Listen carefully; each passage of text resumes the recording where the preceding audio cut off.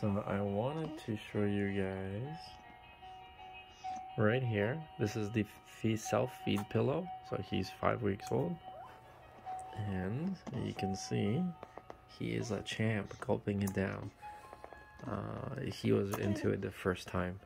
Now, this isn't 100%. Sometimes towards the end, you need to just kind of adjust it because it's the last of the milk and the bottle doesn't quite do that.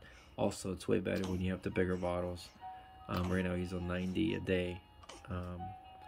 So yeah, you would just basically just lift this. Plus this, it's got like some sort of a foam, and then behind his neck, there's a support. So you know how you cradle your child's neck when you're feeding him? That pillow does exactly the same thing.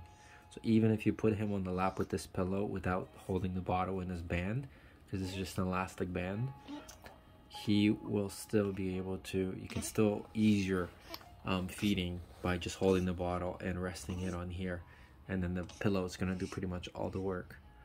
So definitely a very handy thing, and I would say it's expensive, but it's worth it. So that's my take on that.